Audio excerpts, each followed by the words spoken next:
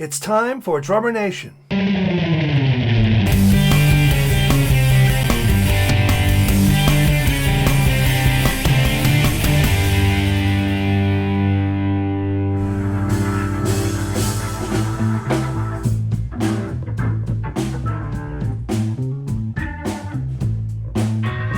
Hey folks, this is Johnny Vidacovich, and this is John Vidacovich Unscripted.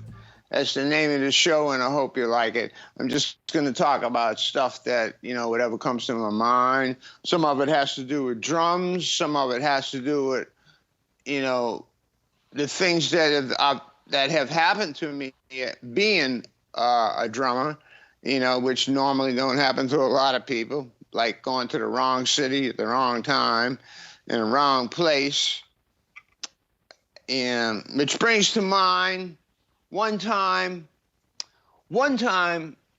I was traveling and we played a concert in Italy, and I had a day off, and the next concert was in a place called Freiburg. Well, So I had actually met some people at the concert in Italy and was having a good time. And they said, hey, if you have a day off, why don't you just stay here? And you can catch a train tomorrow to your next gig. And I said, oh, cool. Okay, I'll stay here. So, I stayed and partied with these people. And the next day I went to the train station and I got a ticket to Freiburg, and I went to Freiburg. And when I got to Freiburg, I called my friends and I said, man, where you at? You're not here. I said, yeah, I'm here. I'm at this train station in Freiburg. And I said, no, you're not. We're here at the train station in Freiburg. And then I found out that there's two Freiburg. One's in Germany and one's in Switzerland. So evidently I went to the wrong country. So we're not in the wrong country. Today, I pressed the right buttons, and I got a hold of you guys, and you got a hold of me because you pressed the right button. So you're not in the wrong country. So that's one of my favorite things about traveling around, playing drums, doing gigs, is make sure you not only know the name of the city, but you know the name of the country. Make sure you go to the right gig. Don't do what I did. But anyway, the good side of this story was it was my day off, so I had a whole day to correct it, and I did eventually get to the right city. So that's just something that came to the top of my head I would talk about. There's lots of things, that stories and stuff like that I can relate. I know that. One of my favorite stories was this time I was playing with the great Al Hurt. He was a trumpet player. Famous guy, had hits on Java and Sugar Lips and all of these. And what a great guy to work for. He had a club down on Bourbon Street also at one time. And all the great cats used to go to his club. Buddy Rich, Cannonball Adderley, Dizzy Gillespie, Count Basie, Duke Ellington, Maynard Ferguson. All kind of famous people played at his club. And I remember one night I used to play. When Duke Ellington or Count Basie would come to the town, they would hire a trio rhythm section to play after Duke finished or Basie finished. That they would hire this trio to play in the back bar of Al Hurt's club, just so that all the cats hanging out, all the horn players in Count Basie's band and Duke Ellington's band, so they would hang out, and drink and party and play. So that's what we did. We drank and party and play. But one night, and we were playing in the back bar, a small little back bar, maybe 10 or 12 bar stools and maybe about 10 or 12 tables, and people, pretty much packed, having a good time, and basically upright piano. It wasn't a big stage. There was no stage and nothing like that. It was all right on the ground level of the lounge. It was very casual, and all the Dukes guys were sitting in, and this particular night. I think what our cymbals brought to the Sabian family is that there is lots more hand hammering. They were willing to try it, and I think we came out with a great product that is a great musical instrument.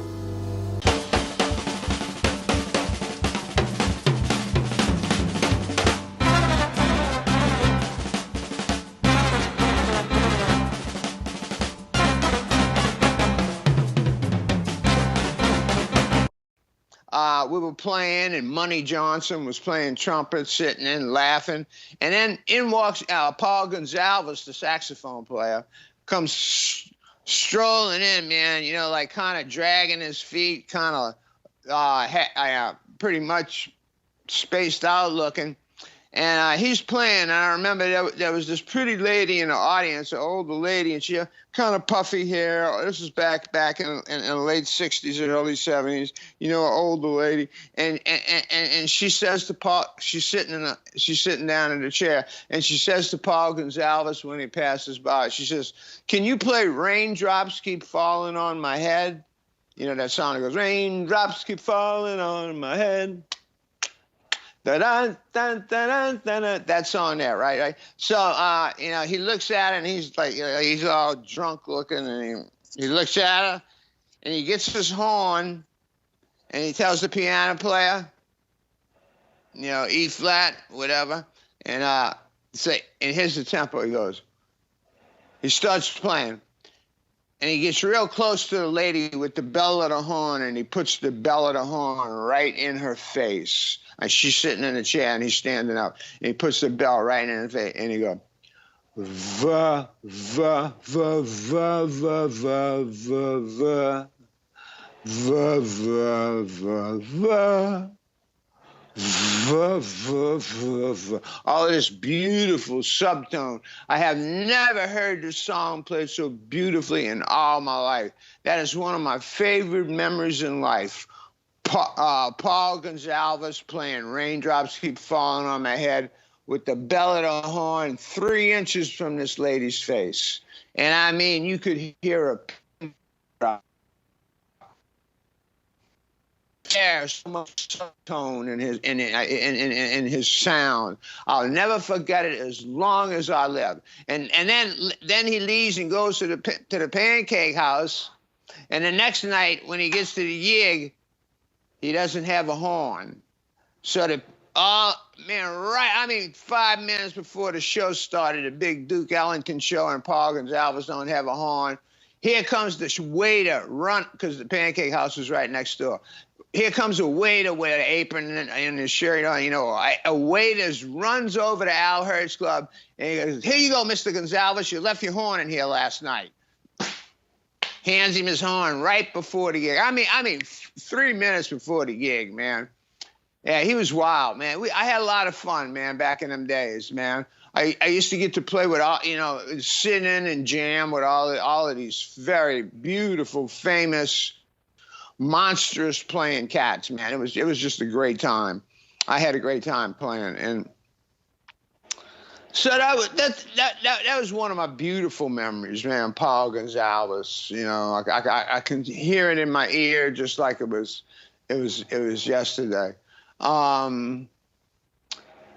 I had a lot of fun. I got to travel around a whole bunch, man. Traveling around the world is a whole lot of fun. Was a whole lot of fun. Is a whole lot of fun. Because I'll probably get to go out again some more. But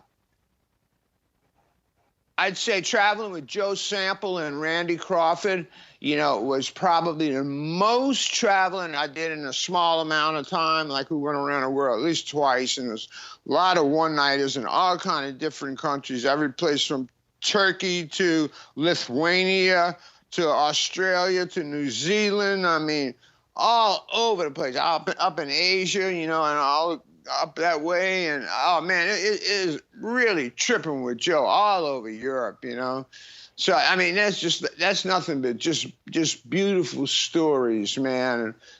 And I remember one time we were in Tokyo, and they have a club in Tokyo called Joe Samples. It's a restaurant. This guy loves Joe Sample so much, he named his restaurant after Joe Sample. And he's a monstrous Japanese cook, you know. I mean, because in Japan, it seems as though they all try to outdo each other on being so good at what they do, and so beautiful. You know, they make the food not only taste great, stuff you never heard of before, but in addition to that, it's kind of like beautiful looking food. You know, they make it look beautiful. That's like part of it. And I remember one night, it was a very, this is not such an exciting story, but it's a memorable story in the fact that the guy closed his restaurant one night and just had the band and Joe and Randy, and he and his wife served us up this big, beautiful, really Tokyo food that,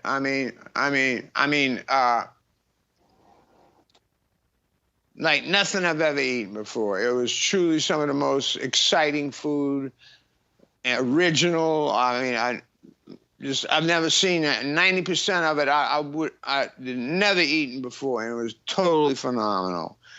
So I had a good time traveling, you know, and still am having a good time traveling, although it is a little hard on my body. I still have a good time traveling, meeting and doing and playing new things. You know, that's pretty cool. Last night I played a good gig at Tulane University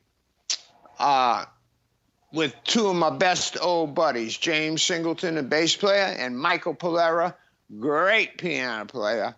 And we've had a trio way over 40 years. And we've had this trio. And when we were younger, we used to play together a lot more. But now that we've all grown up, you know, Michael teaches a lot. James is on the road a lot with different bands. And we all kind of got our irons and lots of fires. So as a young 20, in our early 20s, we did have some fun with that trio. We played Tell You Ride. We played the second annual Tell You Ride Jazz Festival. I'll never forget that. That was pretty funny, too. I'm still playing around town and traveling. I just did a bunch of traveling. I just did a bunch of one-nighters in Canada. That was a whole lot of fun. I played with this guy named Michael Casehammer. He's a really great Canadian, German-Canadian pianist, and I made a bunch of records with him. But I just finished doing a couple little tours with him, and it was a lot of fun. You know, Canada's cold, but I made it. You know, for a New Orleans boy, I managed to weather the storm. It was not bad at all. They were actually having a beautiful. What was that? September, October? I don't know, something like that. September, October. They were having beautiful weather. So it was not bad at all. And I had, as far as weather-wise, music-wise, it was phenomenal because I really love the way this cat plays. Even though we have like sort of a semi-show plan, he's very, very spontaneous. He allows me to do anything, man. He allows me to take a left anytime I want, and gives me a lot of freedom. And the music sort of is entertaining on many levels from many different kind of people. I would look in the audience and see people from 8 to 88. And digging the music too. So that reminded me of back in the 70s when I went to Italy for a long time, and I went on a long tour with this guy Giorgio Gaslini and Johnny Vidacovich, two famous old Italian jazz guys. And I made 2 records, one with each guy. They're absolutely the finest records I've ever played on. Johnny Vidacovich, Giorgio Gaslini. If you ever see their records, pick them up. The Johnny Vidacovich record is called The Man, but in Italian, I think Il Uomo. I don't know how to say it in Italian. But anyway, and Giorgio Gaslini's records, I think, is called Crescent City Suite. But anyway, fine records, great players. So, okay, hey, folks, I want to thank y'all for listening in, looking in to the Johnny Vidacovich Unscripted show. And I got lots more to tell you. I probably got a lot I forgot that I got to remember to tell you. So I'm going to take some time to remember. You guys have a little break, have some fun, and I'll see you next time on the Johnny Vidacovich Unscripted. All right, peace and love.